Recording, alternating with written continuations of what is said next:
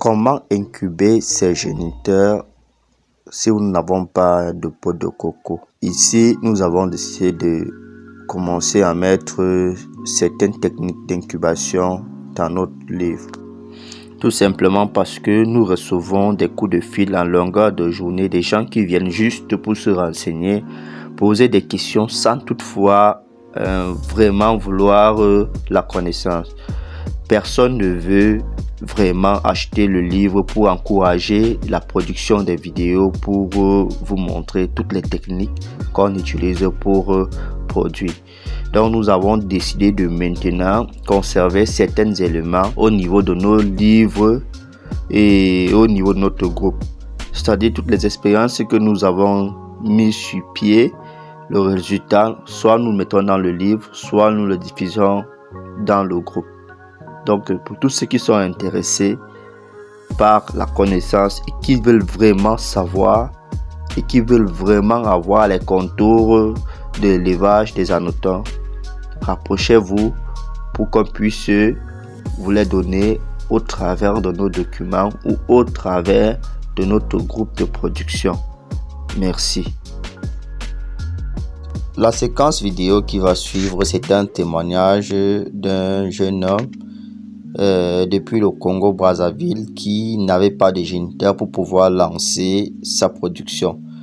Et donc, il est allé acheter 25 larves d'hannetons au marché et a sollicité mon aide, a sollicité une formule pour pouvoir incuber ces 25 larves afin d'avoir les géniteurs.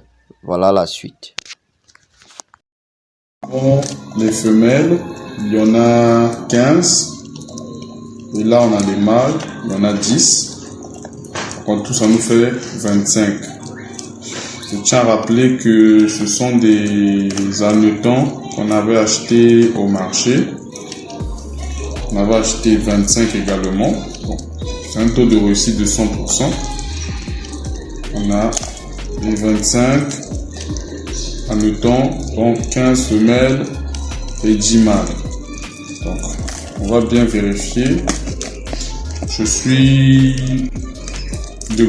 vous fais la vidéo depuis Brazzaville, donc depuis le Congo-Brazza. Et c'est grâce au conseil de Monsieur Armel, dont je remercie beaucoup. C'est grâce à lui que j'ai pu accomplir cet exploit de pouvoir produire mes propres charançons. Voilà, ça c'est un mâle qu'on vient de sortir. Comme vous pouvez le voir, il s'agite un peu. Voilà.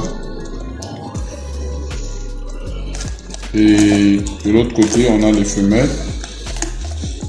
Déjà, il ne faut pas les mélanger, sauf au moment de l'accouplement. Là, j'ai les femelles. Vous voyez, elles sont beaucoup plus nombreuses.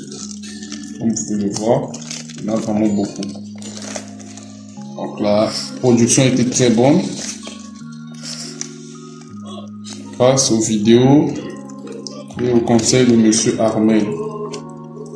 Moi, Monsieur Armel, je vous remercie beaucoup. Surtout que c'est depuis le Cameroun qui m'a aidé.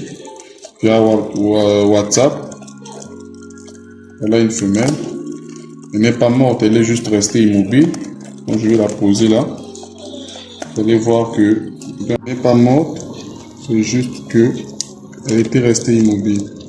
Donc tous les charançons sont bel et bien en forme, ils se portent tous bien. Et tout ça c'est grâce au conseil de Monsieur Armel. Je suis entré en contact avec Monsieur Armel depuis YouTube. Et on a pris contact, il m'a aidé depuis le Cameroun. Donc je suis vraiment très reconnaissant envers Monsieur Armel, qui a été mon mentor. Et ça ne s'arrête pas là. Là, c'est la première phase, la croissance des géniteurs. Et après, on va les incuber pour avoir nos propres larves. Donc, je vous dis à très bientôt pour le résultat qu'on aura à travers ces géniteurs.